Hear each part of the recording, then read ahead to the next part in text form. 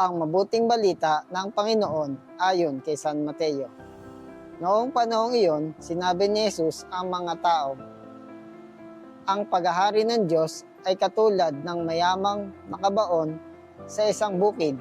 Nahukay ito ng isang tao at tinabunan muli. Sa laki ng tuwa, siya'y humayo at pinagbili ang lahat ng ari-arian niya at binili ang bukid na iyon.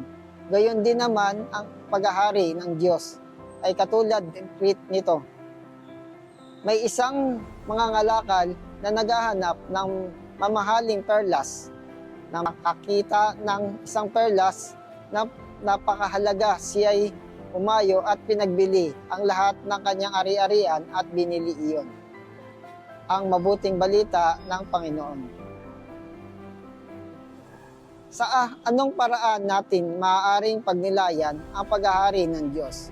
Sinabi ni Jesus sa mga tao, ang paghahari ng Diyos ay katulad ng mayamang nakabaon sa isang bukid.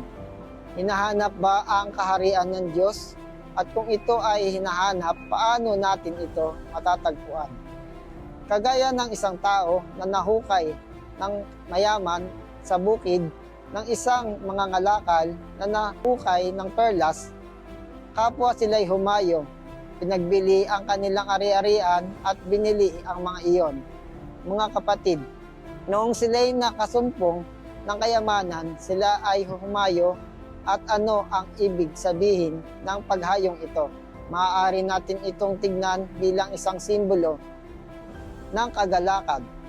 Dapat ba tayong magalak sa tuwing tayo ay nakatatagpo ng kayamanan? Anong klaseng kayamanan ito?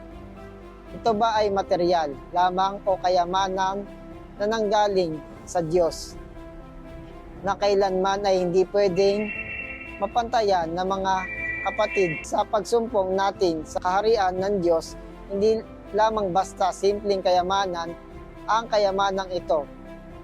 Ito na ang bunga ng kanyang paghahari sa kanyang pagmamahal at sa kanyang walang hanggang awa at grasya. Iyon ang totoong kayamanan. Ang nasumpungan ng ang Diyos, ang paglingkuran siya ng tapat at sumunod sa kanyang banal na kalooban.